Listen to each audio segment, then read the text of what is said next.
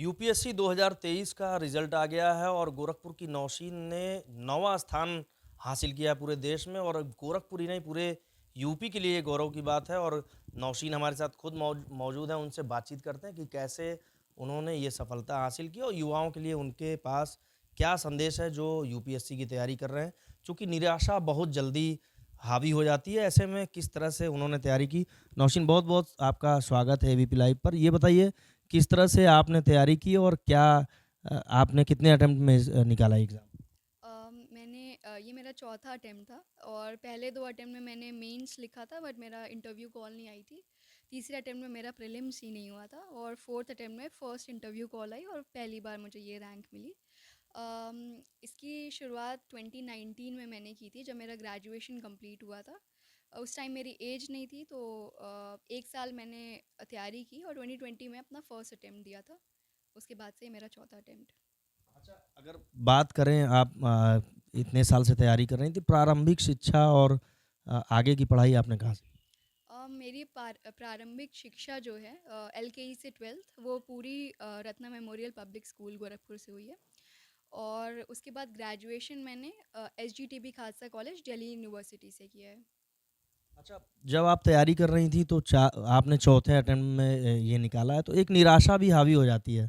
तो ऐसा आपको लगा कि अब चौथा अटेम्प्ट है, नहीं निकल पाएगा, क्या आप सोच रही थी? जी, जैसे मैंने बोला जब मेरा थर्ड अटेम्प्ट में प्रीलिम्स ही नहीं हुआ था तो थोड़ी एनजाइटी और मेंटल हेल्थ इश्यूज थोड़े से हो गए थे। तो उसको मैंने फेस किया और फिर मेरे फ्रेंड्स ने मेरी हेल्प की कि कैसे उससे बाहर निकलना है। फिर मैंने अपने ऊपर काम किया और फिर आज ये रैंक मिली है।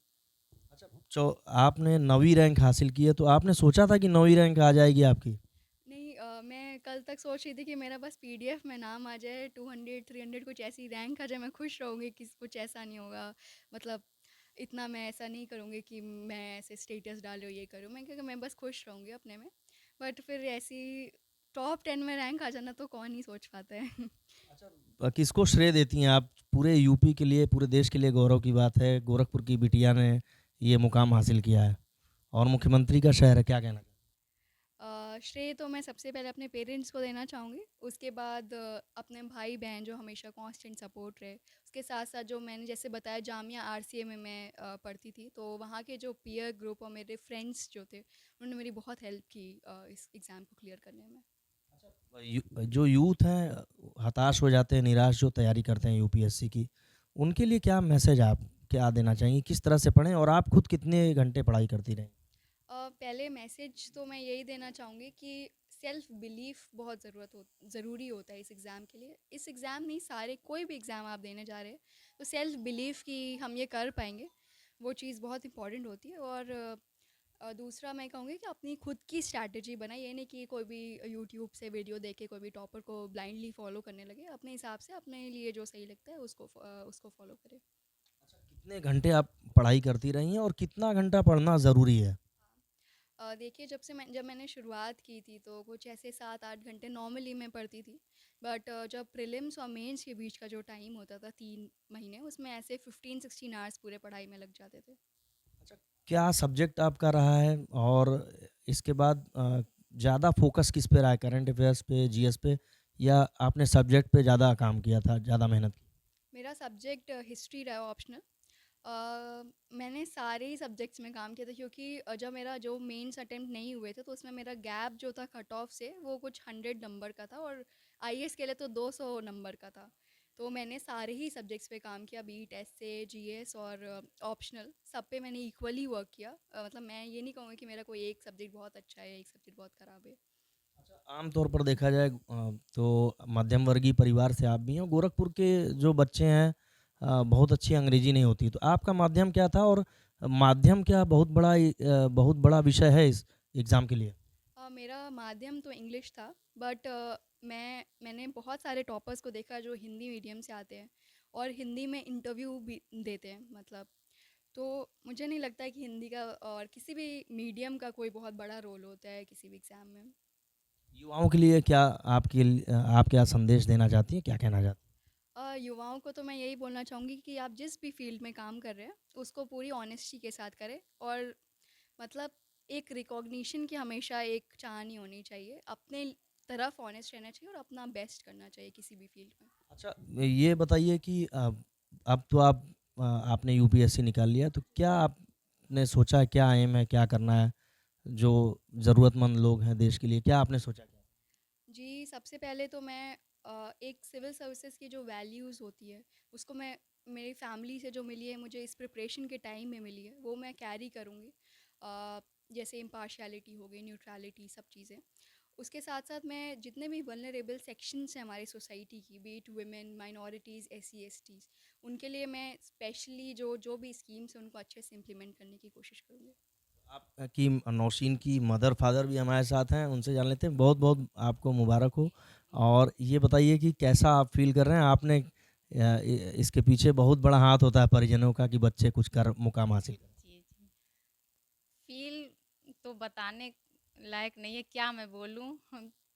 बहुत मेहनत इसने की थी और उम्मीद थी कि इंशाल्लाह कभी न कभी ये ज़रूर कामयाबी हासिल करेगी। आपने सोचा था कि 9वीं रैंक आ जाएगी, इतना कुछ सोचा था? अब सोचने से तो कुछ होता नहीं है, लेकिन मतलब इसकी मेहनत इतनी थी, इसकी शुरू से ही इसने 100% हर एक फ़ील्ड में दिया है। तो इसलिए मुझे पूरी उम्मीद थी कि ये आज नहीं तो कल ज़रूर ये कामयाब होगी। और हमको शुरू से ही हम मेरी ये मतलब तमन्ना थी कि मेरे घर भी मीडिया वाले आएँगे कभी न कभी। 12th में भी इसके बहुत अच्छे मार्क्स थे। तभी से मेरी मतलब वो थी कि कभी न कभी हम ज़रूर अपनी बच्ची के लिए बोलूँगी। तो आपके हस्बैंड भी आकाशवाणी से जुड़े हुए हैं, मीडिया वाले तो घर में ही हैं आपके, आपके शौहर ही मीडिया वाले हैं। खैर अंकल, ये बताइए आप कैसा फ़ील कर रहे हैं और क्या आपने सोचा था? नहीं, बहुत बढ़िया मैं फ़ील कर रहा हूँ। और इसकी मतलब जो रैंक आई है उससे तो मैं बहुत खुश हूँ। और शुरू में जो हमने जैसे इनको इंटरमीडिएट तक के साइंस से पढ़ी थी, उसके बाद ग्रेजुएशन में हमने वो ह्यूमैनिटीज़ दिलवाया, बीए दिलवाया। तो उसमें जो चेंजिंग हुआ सब्जेक्ट का, क्योंकि भाई अमूमन लोग पीसीएम के बाद इंजीनियरिंग में जाते हैं, और हमने ग्रेजुएशन में डाला, बीए डाला। तो उससे क्या हुआ कि भाई एम तो उसी वक्त से बन गया था इसका, भाई हम लोग भाई, क्योंकि उस वक्त समझती नहीं थी कि आईएएस क्या होता है, पीसीएस क्या होता है, लेकिन हम लोग जानते थे बैकग्राउंड से कि भाई इससे क्या क्या मतलब इसको मिल सकता है ये एग्ज़ाम पास करने के लिए। अच्छा, आपके परिवार में इसके पहले कोई रहा है, सिविल सर्विसेज में कोई रहा है, तो कैसे आपने सोचा कि ये एम बच्ची के लिए आपने तय किया? एक्चुअल में इलाहाबाद यूनिवर्सिटी से मैं पढ़ा हूँ, मैंने भी इस रास्ते से गुजरा है।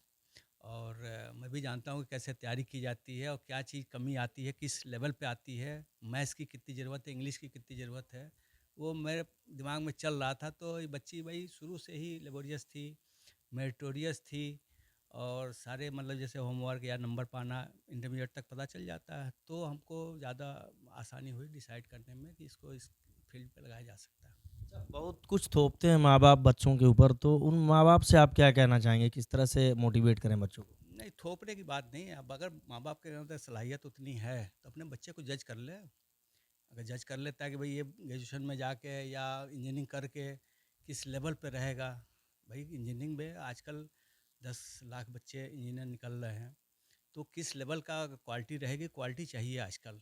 चाहे जिस कंपनी में भी जाएंगे, जहाँ भी जाएंगे, क्वालिटी चाहिए। क्वालिटी पाने के लिए बच्चे के अंदर वो टैलेंट होना ज़रूरी है।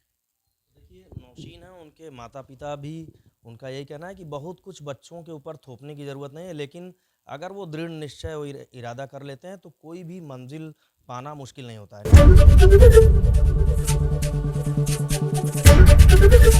एबीपी गंगा, खबर आपकी, जुबान आपकी।